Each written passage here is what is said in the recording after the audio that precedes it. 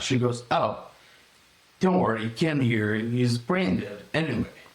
And I'm like, oh my God, they think I'm brain dead?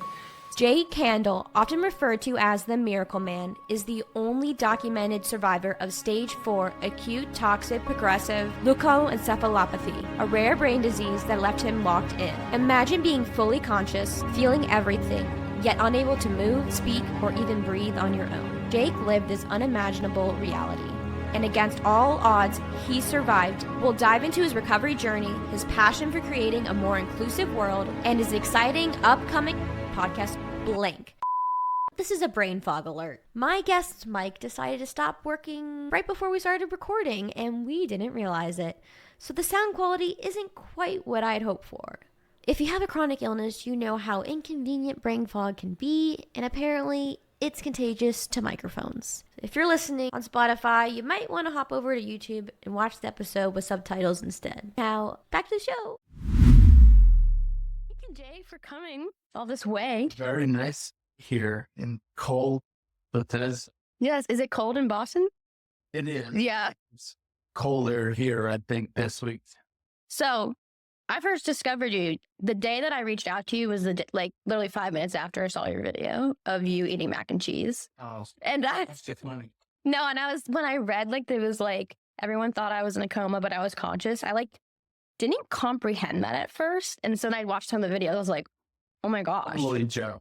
The reason this show, I talk to people not just who have chronic illnesses or have been through a medical trauma, but what they're doing after it's happened or while they're still going through it. And I saw that you started this company and you're making an app and you're just advocating on social media. And I was like, that's the big thing. But also your story, so important because all of that wouldn't be happening if this didn't happen to you. I would be a chef in probably an unhappy partying chef. Yeah. But yeah, totally. So what do you want to know? You want to know? Gosh, I want to know what went down. What were you doing before it went down? Yeah. So, as I was saying, I was, I had executive chef for a while, private factory club life. Relatively normal, got a little, who's normal, I guess. So No one. I had some addiction issues. I was very common in that industry. Mm-hmm. Also had some depression and my entire life, which led to more fuel for substance abuse. Right. Sure. So I lived outside Boston at this time. I was newly married and actively trying to get my life. I had two lives. I was I like to party real hard. Mm-hmm. And also I was very professional, good at my job. Right. And I balanced those two, I think, pretty well, but it was getting to the point where it was out of control. Right. But people on the outside are still oh, I had no idea you were like that. People that really knew me and I let them know what I was up to and maybe they were doing it as well. Yeah. Knew. But if you didn't know, it was Chef Jake and his chef lights. And so anyway, I'm newly married and actively trying to get clean because I didn't want to really be, for lack of a better word, just a junkie kind of chef. And I always thought about it must be zooming out in my life. Yeah. I want to do something more important than this. Right. And people were I didn't say it to many people, but I think I said it to somebody and they were but it is important. You do people's weddings and bring so much joy. I'm yeah, but I wanted more. So anyway, I'm trying to get clean, trying to figure it out. And I kind of feel weird one day. And it's starting with my voice being higher pitched. Oh. And yeah, it kind of sounded drunk. Interesting. And anyway, this went on for 4 or 5 days. Did you notice it or did somebody else notice it? I noticed it. And then once someone else noticed it, I tried to like not talk as much. I would only talk when I had to talk, and then I would actively try to limit my words because I noticed it, and eventually my wife was like, 7 in the morning, like, are you drunk? And I was like, no, I'm going to work. She's like, you sound weird. And I'm like, I know, I am weird. And anyway, after that, it was my balance. And it wasn't like I fell over, but it was like when I'm walking down the hall, I put up my hands like at night to grab the walls. And then that was like a couple days. And the next thing I noticed was my driving. So let's just say I was a good driver. Yeah. Probably had a heavy foot, but like I never swerved. Like just, and I would take these like 18-minute drives, and I would like swerve like crazy, like almost like a deer was in the middle of the road, like that, like 3 times in an 18-minute drive. Because you didn't have control of like your muscles, or I don't know. I just know it was happening, and I would literally say, "What the hell was wrong?" right. And so I didn't put together that all these 3 things, like maybe something's really wrong. Right. It didn't like register. Didn't connect. And I'm still like abusing drugs and just do like normal, like, I didn't switch anything up. Yeah. So my wife is like, you need to go to the hospital. I'm like, I don't want to go. And she's called paramedics. And they came, and it wasn't like, they brought the stretcher in, and it wasn't like I had to be put on the stretcher. It was like I hopped on the stretcher. And they're like, what's going on? And I'm like, I don't know. And they're like, yeah, we hear you might have stroke-like symptoms. And I'm like, okay, I don't think I'm having stroke. They're like, don't worry. Like, we're going to take you, get checked out. And I thought it'd be like every other time I've been to the ER in my life, where it's like, you wait, they give you an IV, they give you some meds, and some paperwork, you don't read. They said you. Meds for 2 days, and then don't finish them, and they go home. Yep. No, it wasn't like that. So, ER, same tune. They're like, we think you might be having stroke.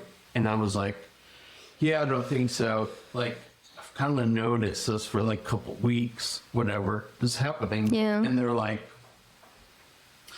okay, like ending drug use. And I'm like, yeah, like, I've been doing this. And like, it's no secret. I developed an opiate addiction.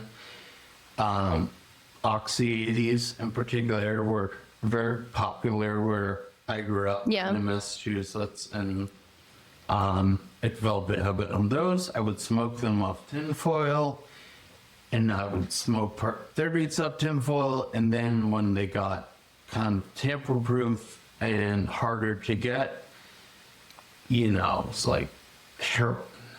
But I didn't inject it. I was scared of needles. Yeah. And I thought smoking it was the safer route. Ironically, the disease I got can only be caused by inhalation of a toxin. Wow. So by being safer in my illogical mind at the time, I got this extremely rare disease only by inhalation. So they still think I'm having stroke, maybe. I don't know what they're doing. They're checking me out, and I'm about to be discharged, so I think I'm doing cool. Actually had my dad pick me up a pack of cigarettes because I thought I was going home. Yeah. That I never opened the pack. That was the last pack of cigarettes I got that I never even opened. Wow. My life would never be the same. So my wife comes in, here's the plan about how I'm going to be discharged. And she's like, no, this is not my husband. And she takes out my cell phone and she plays my voicemail, and it's totally a different voice. Yeah. And that's when they were like, so I got admitted, and emergency MRI. And, even emergency MRI, you get around 2 in the morning or something. So I was like half asleep. Woke up in the morning, team of doctors in there, like a lot. I knew it was bad based off how many were in.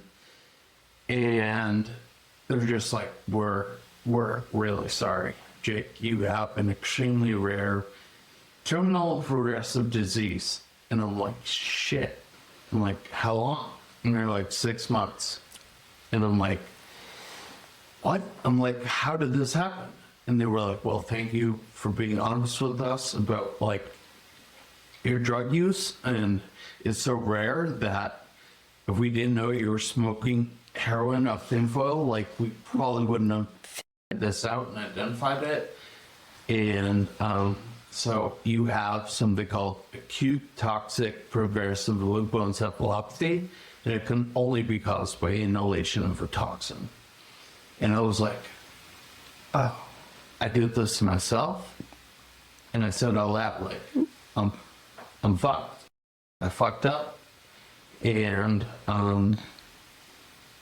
yeah, I was, going through crazy, like it was that feeling of like going down a roller coaster, like a ride that, I don't like that feeling. Yeah, like you thought you're going home and all of a sudden you're being told. Yeah.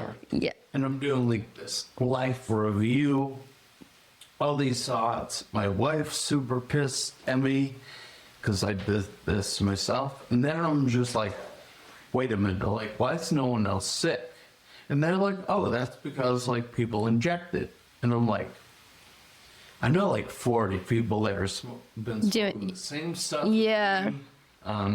More of that later. But anyway, they told me how this would go. And they were like, it's progressive and it's going to be aggressive and it's going to be like bad. Yeah. And they laid it out for me. They were like, your first couple of weeks, you're not going to be able to walk even with support.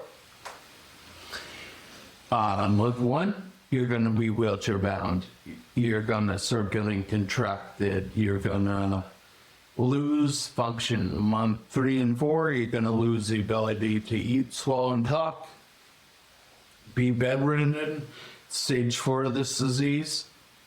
Actually, that was kind of stage 4, but like then you're likely going to slip into a coma and die. Oh my gosh. And I'm like, no treatment? And they're like, there's nothing. They're like, we can start high doses of 30 vitamins that have like shown some, not like life-saving measures, but like With progression. made the progression Yeah. take long. And I was like, oh man, that was Memorial Day weekend, 2017. I got this. And so that's end of May.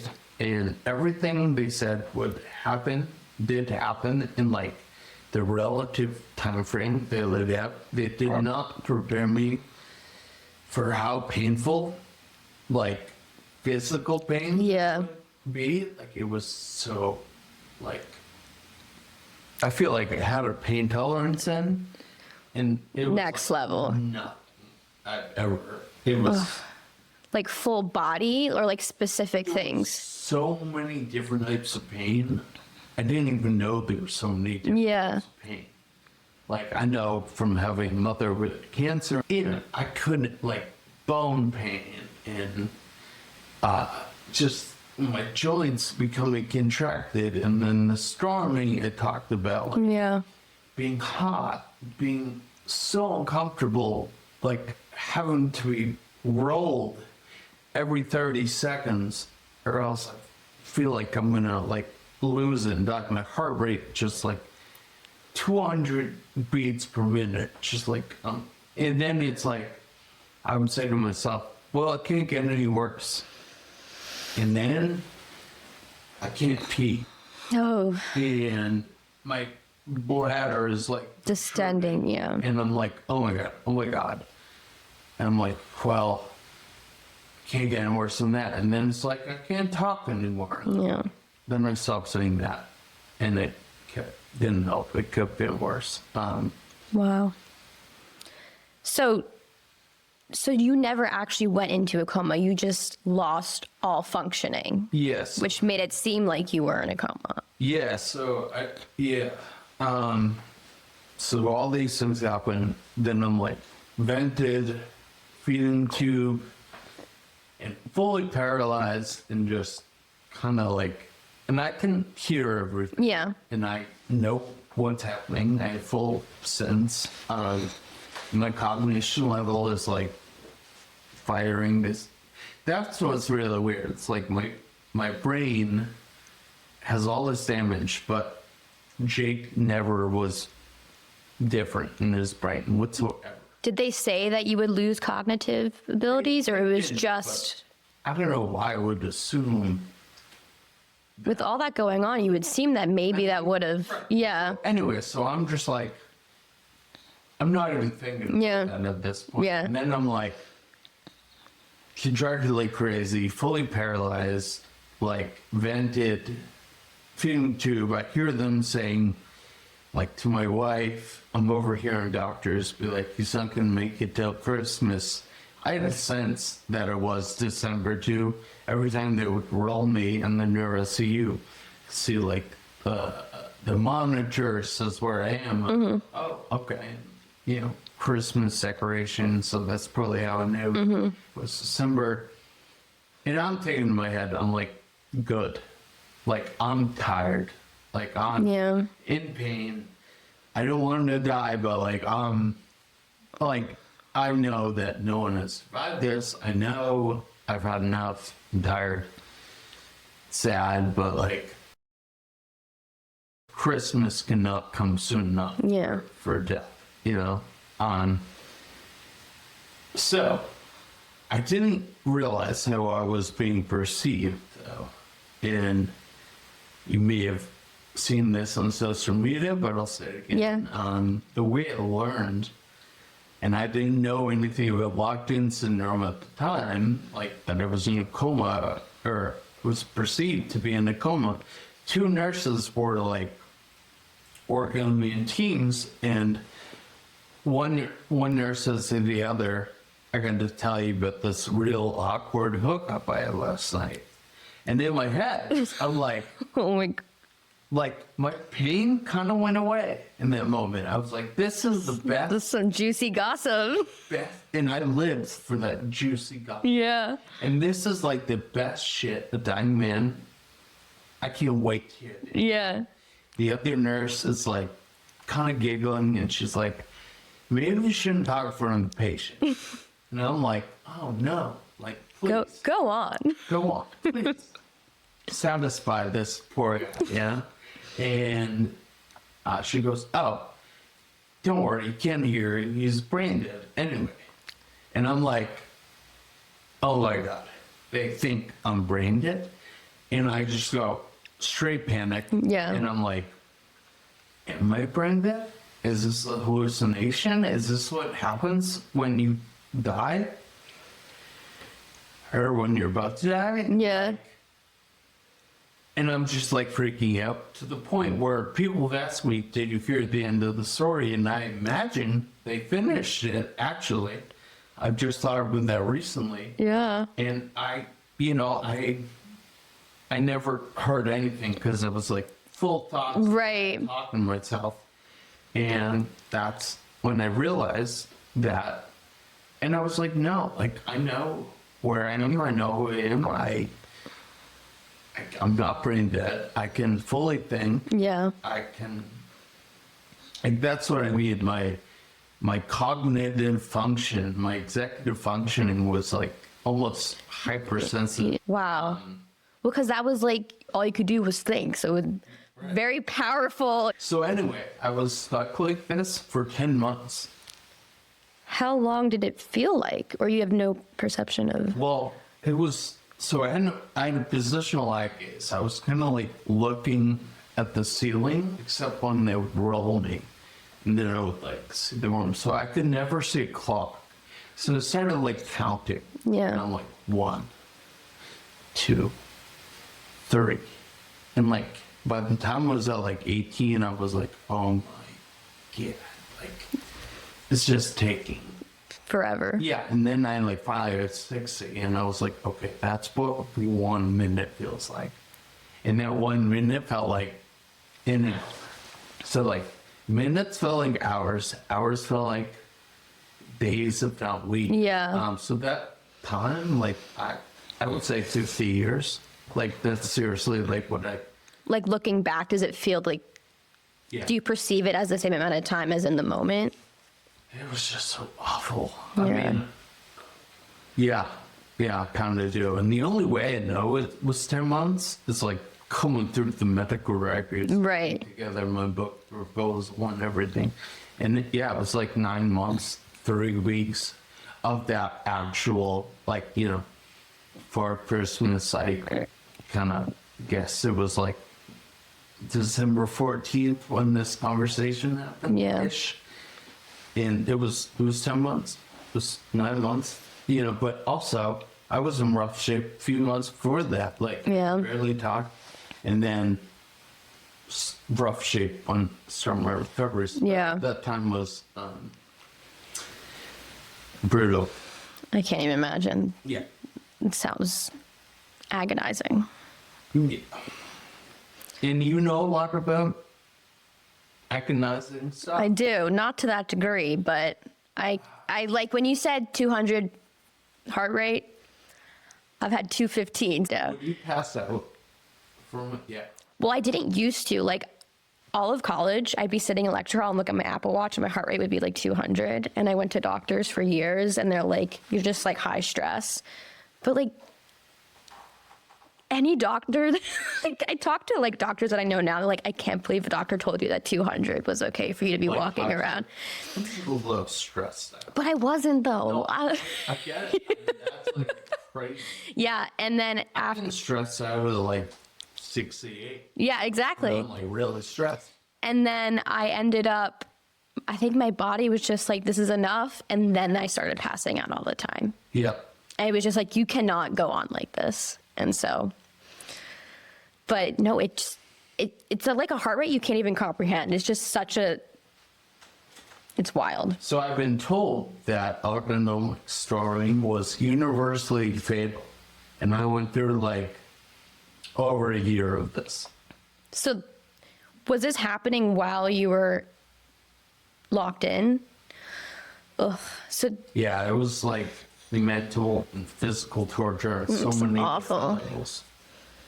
Straight panic. Okay. I was freaking out.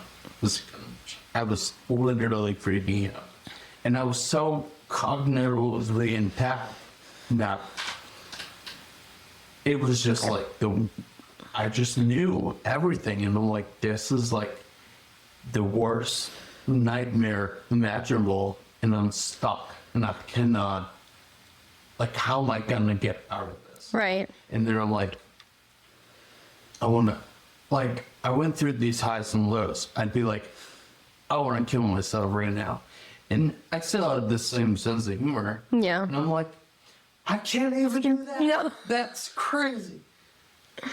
And then I'm like, no, I'm going to fight this. I'm going to be good. And then probably 30 seconds later, I'm like, oh my God. I'm done. Oh my God, I'm done. I'm stuck with this forever.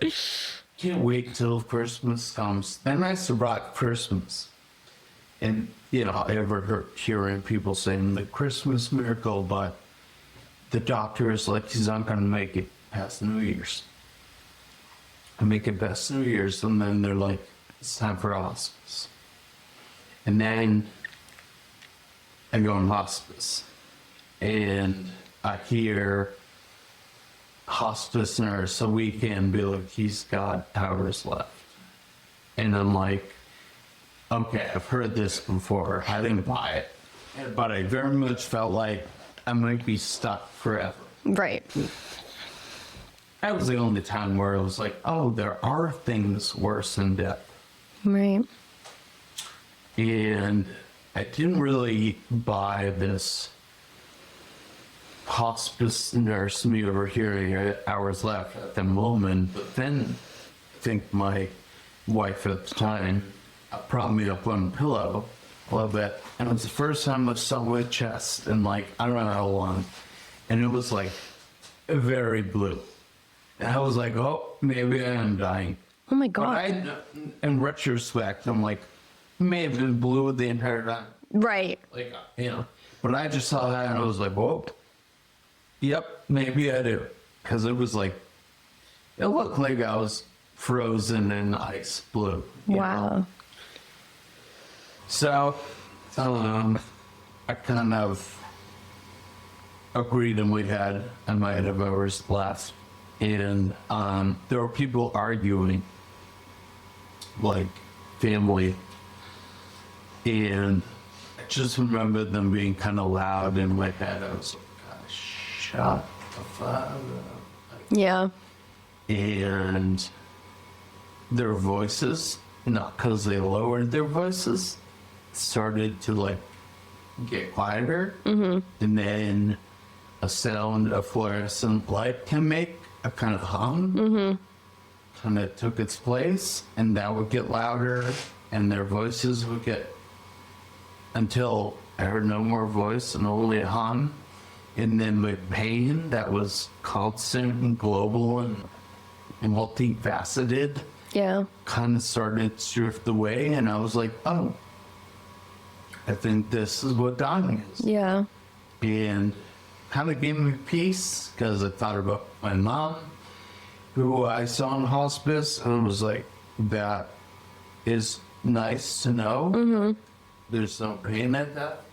And it kept getting, the hum got louder and pain-free, and then kind of slowly my eyes went, things went black. Yeah. And the hum stopped, and I said to myself, I think I just died. Wow. And then it felt like I passed out, and I thought I was dead. There was nothing. And then I woke up, and I don't know how much time passed, but it felt like a while went by, and I woke up, and I was in awful pain once again. And I was just like, shit. I'm like, Wow. So what happened? so it just carried on, and I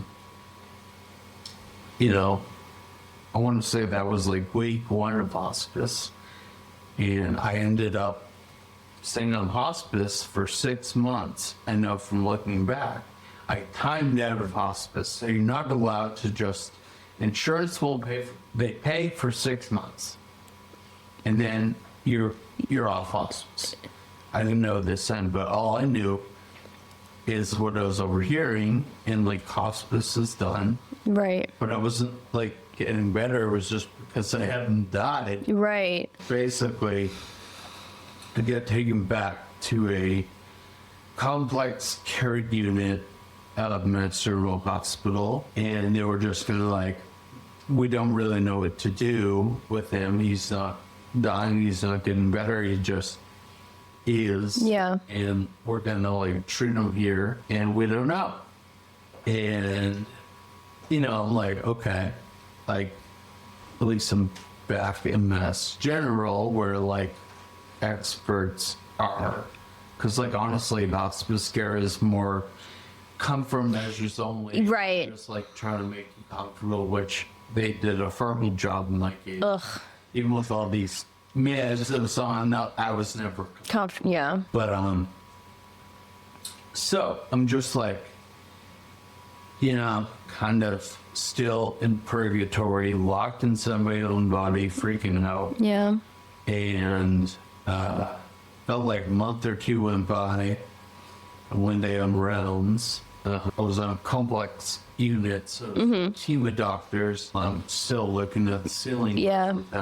And the doctor is like, can I see that? He's moving something. And in my head, I'm like, what? I hope they notice. I mean, Yeah. and first time in like 10 months, maybe 11, someone actually talked to me, medical doctor, was like, hey, I don't know if you can hear me, but if you can't do that again. And I'm like, oh my God, I don't know what I did. Doesn't matter. I just have to do something. Right. please let me do something to let them know. Yeah. And it tenses up my whole body. And as I'm saying to myself, can't do it, I hear, wow, he's actually doing it. And then I hear talk of from the other doctors how it's involuntary. It's impossible because I can just bring skin right here. Yeah. And I start panicking. I'm like, no. I'm here. No, it's like you're on an island. Yeah. Bo is like, you're like, no, come back. And they're leaving. And I'm like freaking out. And then luckily I hear great doctor Stephen Levinson, guy saving their life for sure, tribute him to all of this. He says, this is a change in medical status.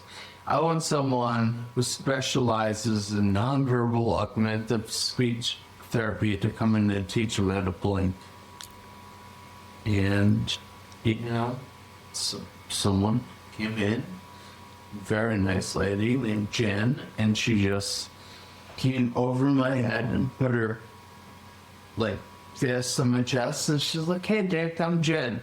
I'm here to teach you how to blink. And she said it with so much positivity. Yeah. That, I just, believe that she knew I was there. Yeah. She came in just I want to teach you how to do it, and then you're going to do it, and I was just like, oh my God. I'm gonna blink. Being saved by. Oh my God. Right. Did you think, did it make it feel like you were gonna be able to? Well, no, but it all happened so fast. Yeah. For what felt like 50 years of nothing. Right. It's just oh my God, someone believes I'm in there. Acknowledging your existence. Now. Yeah. And yeah, she taught me how to blink in, I would say, 10 to 14 days. Wow. And probably wasn't how I blink now. It was probably very slow. Yeah. But basically she's like, that's great. You're doing great now. Blink if you know where you are. No, blink. And she'd be like, blink if you know who the president is. I blink. Blink if you're hot, I blink. Blink if you're cold, I wouldn't blink because I was boiling. Right.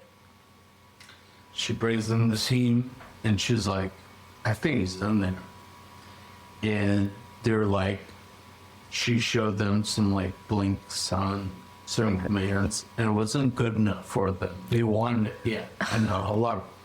I kind of get it now, where it's there are levels to consciousness, and they want to be regardless, they should help me out. Yeah. But there are no levels. They want to know okay, is there a chance he's just getting this in a lot? Right. But you were blinking, which you couldn't do before. So that alone was progress. But yeah. They're we want a firm yes and no system. So then she taught me how to stick on my tongue for yes, and blink was no. So after that, I got introduced to a letterboard. It's kind of these color-coded rows that start with the vowels. And basically they'd be one should be is it A? Is it E? Is it I? Is it O? Is it U? So if there's E, let's say stick on my tongue, and then she'd be E, F, G, stick on my tongue if I want to say G. So now I have a system to spell things out. Wow. So first thing they spelled out with all team in the room probably took 10, 15 minutes was, I can hear you. And they were oh my God. And so then they're talking amongst themselves about next steps. So same doctor noticed me is okay, we got to know what's going on in this guy's head. I want to get him in Spalding Rehabilitation in Boston, which, was one of the best rehabs in the world. I think it was #1 in the country in the year it went to. he's like the best in nonverbal communication. And then I hear, yeah, but he like won't qualify for it. I'll never be accepted because he cannot participate in the 3 hours of mandatory therapy, PT, OT, and speech. He can only do speech. So I'm like freaking out. Yeah. So much that my heart monitor goes off. And Jen, speech lady, was like, calm down, honey. Do you want to say something with the letterboard? I mean, shout out speech therapists are always like, calm down, like you nonverbal guy. Yeah. I'm a guy. Do you want to say something? Right. Yes, as a matter of fact, I do. And I spelled out, I can do 3 hours. This was the moment that like really changed everything because they were all like, okay, not only is he like somewhat with it, he's actually tracking their Right. conversations. So it felt like I was put in Spalding, like not immediately, but possibly next day. Yeah. And that started my recovery journey. And that's why my tell-all podcast, Blink, is called Blink. It really did all start with Blink. So anyway, that set me up for my 4-year recovery journey in the hospitals. And I mean, my recovery is not over. I'm still in PT and OT, but yes, Spalding was very intense. Yeah. I knew their reputation. I knew I was so motivated to get out of this. You know, I got introduced to a complex letter report system. It's called the Megabee, and I was able to like spell out paragraphs in like minutes. It's amazing. I've heard of that. It Yeah. was like the first time I could have conversations. That's- even though they were nonverbal. It's crazy. My first speech lady there, who I know now, we like had dinner together and everything, but we had the most intense back and forth conversations for months, non-verbally. Wow. First time we like reconnected, we're just like both kind of tripping out about that. We're like, we talked about some heavy stuff, and like you can imagine, I had 50 years Yeah. of what it felt like of stuff I Right. put out, and questions, and I still think I'm terminal. I'm like, am I gonna die? You know. But anyway, I'm still like paralyzed. My neck loosens up slightly. Working on diaphragmatic breathing. It really gave me the foundation at Spalding to, you know, recover, I think. Yeah. And then I go to a variety of hospitals after where I start to become unparalyzed and slightest. I start making baby sounds. I then learn, after you learn everything. Start for all over again. It's much harder Yeah. the second time around. Yeah. And yeah, it was long, painful, but also as I got my speech back, I got to showcase my sense Right. Yeah. and stuff. And I would never want to do it ever again. No. Obviously. But no, I'm like pretty grateful for, you know, what this horribly traumatic, awful illness in turning my life beyond upside Yeah. down and nearly dying like 500 times. Yeah. God. Really has given me this wildly different outlook on life and like how to live and what is actually important. And you know, my life is compared to a lot not easy, Yeah. but I kind of like have a new love and appreciation for it. And it's like ironic to think about I was somebody that like was shit, like never had it going on. Yeah. No health issues, could do whatever he wanted to, got money, Right. popular, little athletic, except that started to fade out when I became a workaholic, drug eating. But I'd go out to a fancy dinner with friends, and I'm like, when I get there, I'm already thinking about what we're doing after. Right. You're not present. I'm not present. Yeah. And then I'm like, we should go to a club after. Okay, get to the club. And then I'm like, what do we do after the club? Yeah. Then I'm like, ugh, not got work Monday. Just couldn't stay in the moment and anything. Yeah. No, I live. So it's weird to like compare situations. Like I could walk to the airport and walk on plane. Now it's like whole production. Tell me about it. Much happier. More fulfilled. Yeah. Yeah. And, you know, I know you mentioned this earlier. I don't want to make the editing more complicated, but, you know, you were like, I like talking to people who, like, went through this and now do, like, I forget how you use it, but, like, full, meaningful, impactful stuff. Yeah. And I don't know. I'm going to let you ask the question. No, yeah. For me, so I don't want to talk too much about myself, but so I got my master's, but when I first started getting sick, I was in grad school getting my master's in applied behavior analysis, and I wanted to be a behavior therapist. And now I'm in marketing. How did I get into marketing? Because I started my social media 3 years ago, started sharing my story. Then I started working with brands, and then I started marketing for other brands. And I kind of built this own resume, taught myself how to market, how to graphic design, all these things.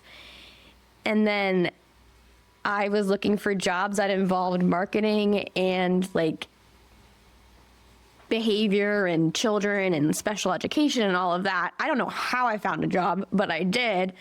But I can't even imagine myself being a therapist right now.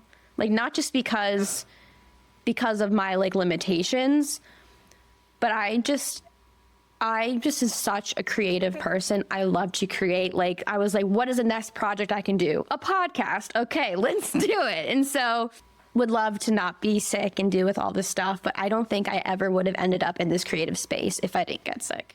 And I'm not a person that says everything happens for a reason, but it has allowed me to, honestly, like, even though my life is limited, it's allowed me to shape my path even more with the limits I've been given. Yeah, it's almost like a forcing function of like, all right, I'm the type of person that needs to do something. Yeah. Now that I have this, what should I do? Yep. And then it's like, okay, I didn't even know I'm super creative. And without this, well, maybe you did, maybe you didn't. Yeah. Without that, you wouldn't have unlocked this. So yeah, I get it. Yeah. Like, I didn't think I'd end up in technology one day. I know, and now you're going to the convention, and Yeah. like, that is insane. Yeah, right. It's so cool. I'm also very jealous. You probably saw a lot of cool stuff there. But like, yeah. So like, I was also just thinking back. Yeah, bring it back. Thinking back to like doing things you wouldn't think you would ever do. Right. Was that kid in school that was like, I hope the teacher doesn't call me. Like, I don't want to read out loud in front of 18 people or 2 people. Right. Like, and now I'm public speaker, and I, frankly, You're good at it. I've seen some. I'm kind of good at it. Yeah, brag about it. I don't necessarily love it, but I feel like this sort is important. Yeah. So I do it. But like, you know, that was probably the last thing in the world I'd wanted to do back in the day. Absolutely. Like, you couldn't pay like significant dollars to do it. It's scary. I'm just that. Like, I'm good. they'd be like 100K. I'd be like, nah. A million, maybe. Like, no. And what you would talk about, like, Yeah, yeah. Like, so, you know, I broke down this like half a cow the other day, and I made some filet mignons, and Yeah. Yeah, it just gives us so much more depth. Yeah. Yeah. That's for sure. You know, I still wouldn't want to do it again. But No, like, you don't have to do it again. you don't have a choice. But what we do have a choice in is what we do, how we react to it, how we, you know, carry ourselves and what we care about. And like, you know, you could very easily, for lack of a better word, like lay down and just been like, whatever, I'm gonna This is it. watch Netflix. Yeah, and Like, nothing's per se wrong with that. yeah. But it's like all about what you want, and it takes a lot of like strength and Yeah. It definitely, yeah. just stuff. It doesn't happen overnight. Like I literally from bed was designing stickers and then it just kind of just grew and grew and I was like, I'm going to start sharing my story. And then I started making funny videos and people really liked like skits. I always wanted to be an actress. So this was like a fun way for me to like get into it. Yeah. And then it just kind of blew up and I was like, there's so many people like me. Yeah. So many. Yeah. Which like is kind of what opened my eyes, and like Ahoy, going through this recovery, and I went through the down road of like losing abilities and then the uptick of gaining them back. And I just got to see the rehabilitation world. Yeah. And I was kind of naive. I thought like you got old, you got like really sick, you got in a car accident, like you are how you are. Yeah. And then like that's it. I didn't realize there's like this revolving elevator door Right. of like downfalls, like coming back, like I don't know. Like obviously football players get injured. Yeah. Rehab. Like I knew that, I guess, but I didn't know the extent. And I didn't know about all the different abilities and disabilities and ailments. You know, I was just like, I recovered with people with wild conditions. Yeah. And, you know, like, it was somebody who got torn up by a shark that was like my neighbor. Oh my gosh. I never, like, really talked to him for lack of not being able to talk. Right. And move. But, you know, it's just like, and then you find out these people like go to do this like amazing shit. Yeah. Anyway, when I get out of the hospital, I'll like just survive the impossible. Right. The only documented case in the world of survival from this disease. Is there a lot of cases of it, or is it kind of a rare thing to? My understanding is there's like 500 Okay. reported. Who knows how many? But like, yes, I'm the only documented case. 4 years in the hospital, survived the impossible, and moved back to my community of Boston. And I'm on 24-hour care, so I can't like do anything for myself. Right. Like I should be in the hospital, but I could get better outpatient therapy, and I didn't want to be in the hospital anymore. Yeah.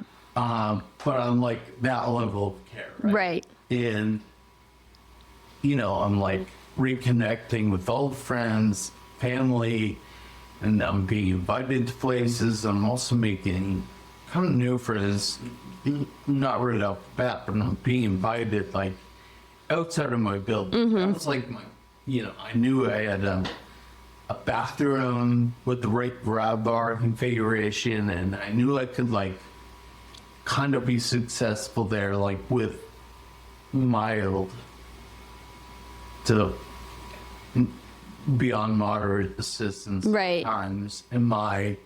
So anyway, I get invited somewhere. It's like wedding. It's 4 months like out, and I start like panicking about the accessibility. Will it work? Mm-hmm. And I like, they're like, oh yeah, we'll call them. And I'm gonna like, okay. They're gonna be like, yeah, we're good. I'm like, what? So I'm like searching Google and Yelp, and I'm like trying to make a determination because it's not just about the entrance and that wheelchair icon that tells you extremely little, and That's the bare minimum. and also it's overused and misused.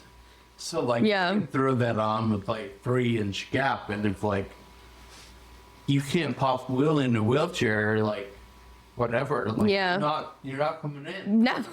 unless someone carries you in. Yeah. And in my mind, I'm like, stranger, like no, thank you. Right. You even knew what I've been through. Like you're gonna drop me on my I'm not trusting you. the hospital, like. Not today.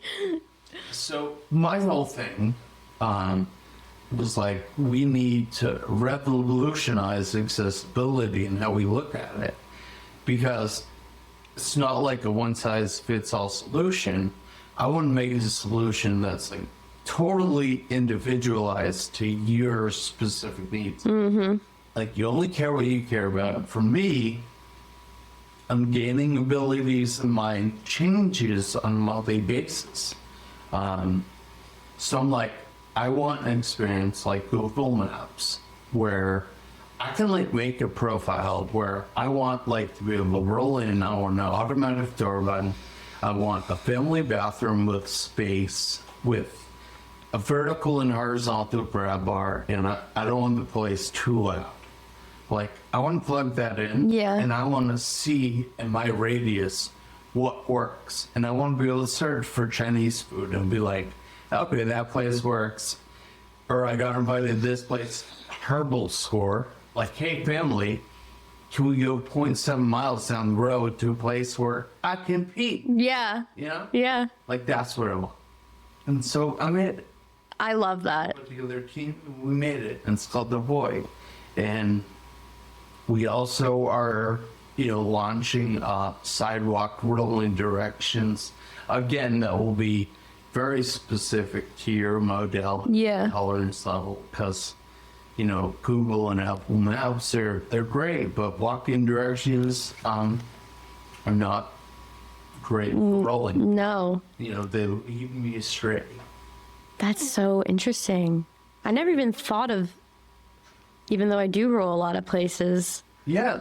but Well, have you ever been like following like a map and led to a block path? yeah, well, in DC, there's a lot of Yeah. amount of times I have to pick up my rollator. Like, I'm luckily I can, Yeah. like, Well, you can. but if you couldn't, in my head, I'm thinking, like, if somebody couldn't do this, like, It's a deal. where do they go? They turn around and go back home? Like, what are the options? So, like, where can people download it? Are you partnered with anybody? Yeah, totally. So people can download it. It's a free app. Ahoi with a unique spelling, AHOI, no Y. I wanted playful kind of the name, in the hospitals, be very sterile. And in this world of whether it's chronic illness or disability or Yeah. whatever, it can be. I just wanted like fun, playful words. It's kind of, fun to say. Go out. I'm trying to motivate people to go out. So it is a free app, AHOI, or on iOS and Android. So Apple stores, Google Play Store. We likely will have a web version for people who are not on smartphones coming out. I don't want to overpromise because technology is hard for us to Yes. within a year. And then, the way it's like populated, so it's, we call it UGC, so it's user generated content. It's the same thing as Google Maps or Yelp. People go places, they say their opinion in comments. We do the same thing, but for this community, and people are very motivated to like, the people that do care are very motivated to put in the correct info. The other thing, US partnerships. So we're working with, I'm from Boston, home base, Massachusetts. So we partnered with they rebranded. They were the Massachusetts Rehabilitation Commission. They rebranded to Massability. But an RC Rehabilitation Commission exists in all 50 states. So they basically, the way Massability works, they serve, I want to say 39,000 disabled folks on the spectrum in the Commonwealth of Massachusetts. And they have multiple pillars, but basically what they do, people that qualify for services, they all qualify. There's different programs. Something they're focused on is rehab, which is like getting folks employment opportunities and skill building.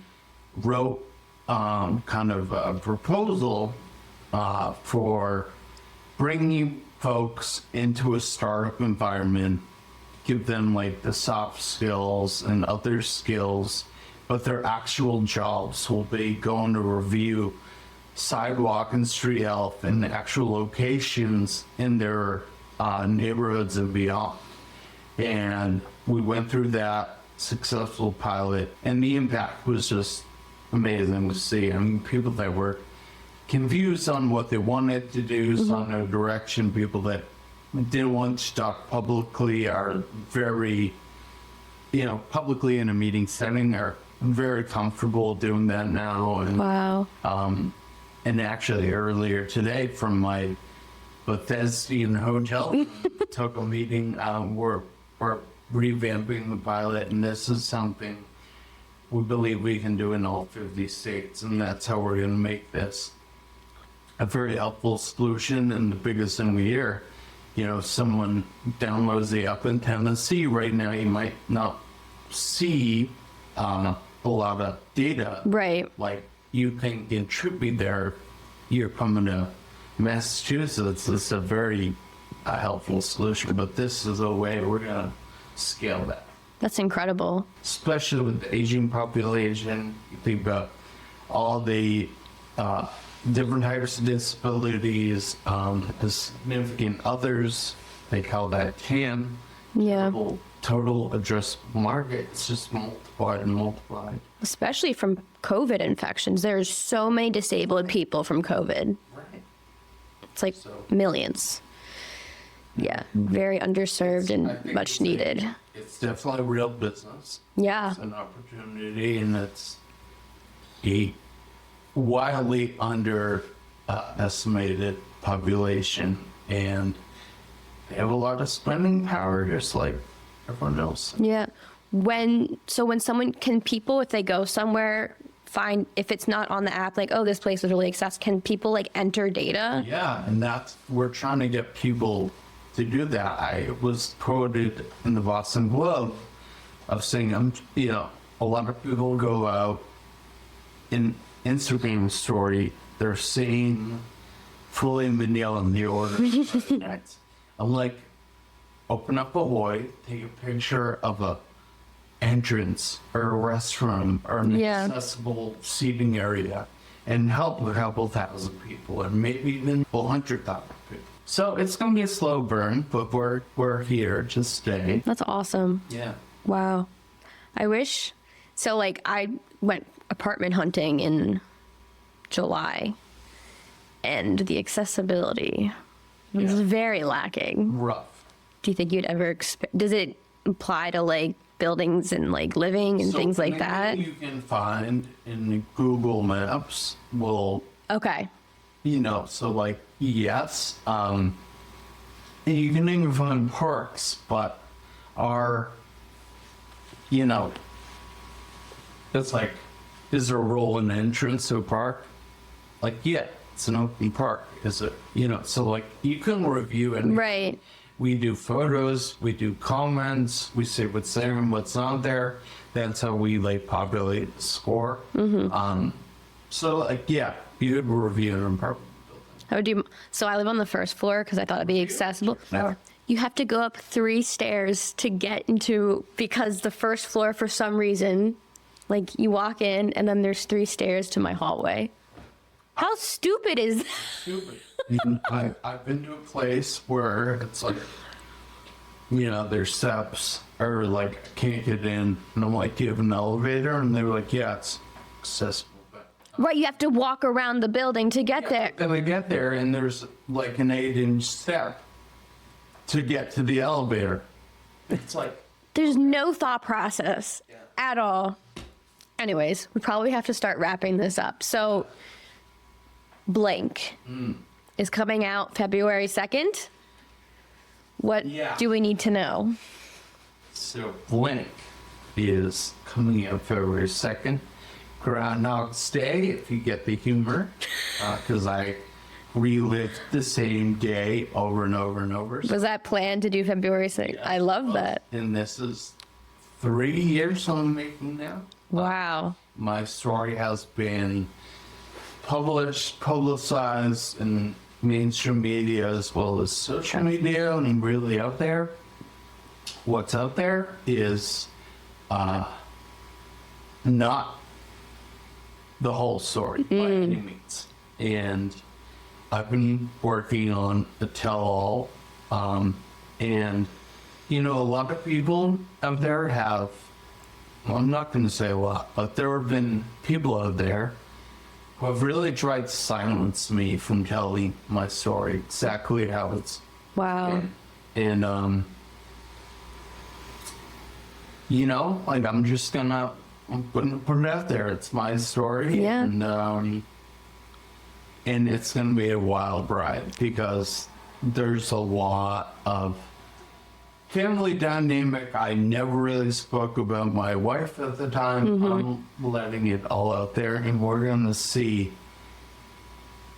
what happens. I'm really excited. It's gonna be really intense. It's called Blank. It's not interview based. It's gonna read or play or listen, whatever, like a HBO limited series. Ooh, I like that. So we've interviewed doctors, PTs, lawyers. We're trying to get the ethics committee to weigh in on some nefarious things that went down. Wow. Like hospice nurse, you know, my ex-girlfriend, hopefully my wife will come on. Yeah. Sorry, ex-wife, Ellen, if you're listening, come on, Blink. Tell me what happened. Yeah. Like, I want to hear your side. It's going to be crazy. That is so exciting. So are you doing like a weekly release of episodes? Yeah, so it's going to be Sundays, likely 2 seasons. And they're all done. The trailer's out. I saw that. It's really intriguing. It's, yeah. And yeah, so we're on Spotify. We're on everywhere possible. Where you get your podcast, yeah. But also, just like you do, and other people in the podcast world do, we're gonna have the video clips. So it's gonna be really crazy. It's gonna be really. I'm really excited. Ooh! Yeah. So exciting. I will be tuning in. I am so intrigued. I saw the trailer. Who's speaking? Is that someone important or is that... So that's, she is important. I don't know if it was like a voice actor or like someone to the story. She has a great voice. That is Corinne Vienne. She has a podcast, which you should check out, 2 Girls, 1 Ghost. She is my business partner, co-creator in this entity, Blink, and she's doing all the voiceover, all the editing, but we've really written a lot of this together. And also, by the way, I started writing as soon as I could blink by letter. So a lot of this stuff is formatted from my original writings. Interesting. As this was happening. So did you have this idea before you could even, like, were you already formulating this or is this post? Yeah, so I'll tell you something else no one's heard yet.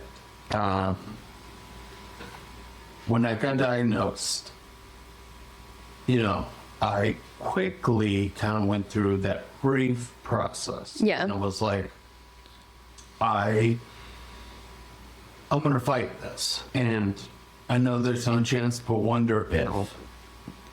And I told my wife, let's document all this. It's gonna make it ugly. Let's do it. Yeah. And, long story, we are divorced, and essentially, there's no real digital footprint of me before all this. And so anyway, I had this idea that, well, maybe I can identify the odds of the impossible, and how cool would that be if I can talk about this? Right. I had no idea about blocked in to that point, but after I did that, I was like, I think I'm gonna cover. I escaped this, Yeah. and I gotta write this down. Even if I don't, I gotta write this down. And so I forget what you asked me. You asked me if I had the idea to do this. Yeah. It honestly was like book. I gotta write a book. Okay. Because my goal immediately was to be a public speaker, because this is insane. People need to know this. Yeah. So many limits. Yes. Then COVID lockdown and publishing game difficult, very difficult. Took the fun out of writing when it was like book proposal time. Yeah. And then I pivoted to podcast format. Yeah, it's been so long, and it's finally here, and I'm so pumped to share this, and I think people's heads are likely going to explode when they hear the juicy, Oh my gosh. juicy, unfiltered, like I'm letting it. Frankly, I'm scared. I'm scared that some people that really, like, I don't know, some people might not like me after. I'm letting everything out. I'm not. But I'm not. but whatever. That's your story, and if people don't, that's their problem. Yeah. I know. Like, yeah, I'm excited and I'm scared, and It's always scary putting out a big project, and when the project is your life, It's me. it's you. So it's me that's like not hold. You know that when you're like even super honest, you're like, I'm not gonna say that. we're gonna leave that part out. I just put it all up there. I'm like, you know what? No crumbs left behind. Just Life's too short. no. I think that's great. It's very brave, and I think people are gonna love it. I mean, I haven't heard it yet, but I think people are gonna love it. So I think you're gonna love it. I'm gonna love it. I think people are gonna. I know. You know what I think? I think some people are gonna love it. Some people are gonna hate it, and everyone is gonna find something they can relate to, Yeah. and people are gonna mix feelings. I have mixed feelings. Everyone does. Everyone, But, like, yeah. in this story of Jake Haendel, I have mixed feelings. So is each episode filmed, or is it just They audio? are filmed. I think kind of look and sound different because, again, this is going back 3 years. Right. This has changed. I was joking with a friend the other day. We were recording some stuff that will come out next week. I'm like, I think we should postpone it. We gotta re-record this so it sound different. It's a bad joke. We're not doing that. But yeah, but mainly this will be, I think audio. Yeah. Yeah, we got. That's awesome. I think it'll be cool though to hear your voice change because Yeah. it's like through your recovery. It's very So authentic. yeah, You can't make this stuff. no, And you could try, but they'd be like, oh, that's a little far-fetched. yeah, That's the other thing I'll say. Even Corinne was like, when she first met me and heard this, she was like, all right, that seems like, I don't think it's like she didn't believe me, but she was like, that seems like a lot, but I'm so organized. I have all the medical records, I have court documents, I have You've got the receipts. right, I got the receipts. So when you put it all together, Yeah. like, whoa. This all really did happen. Yeah. Thank you so much. This was awesome. Yeah. Yeah. First First in person. in person. Thanks for joining in. And that brings us to the end of the episode. What an incredible story. Jake's story is a powerful reminder that even in the face of life's most impossible challenges, there's always room for hope, resilience, and creating meaningful change. I hope his journey and his work with Ahoi and Blink have left you feeling as inspired as I am. Before we go, I want to take a moment to thank each and every one of you for tuning into this season. Your support, feedback, encouragement has meant the world to me, and it has been such an honor to share these stories with you. But don't worry, this isn't goodbye. Stay tuned for announcements about Season 2, where we will be back with more incredible guests, stories of resilience, and practical tips for navigating life with chronic illness. But this next season will be a little bit different from the first. In the meantime, if you haven't already, please rate, subscribe, and follow the podcast. And feel free to connect with me on social media or share your favorite moments from this season. Thank you so much for being part of this community. Until next time, stay strong, stay positive, and I'll see you in Season 2.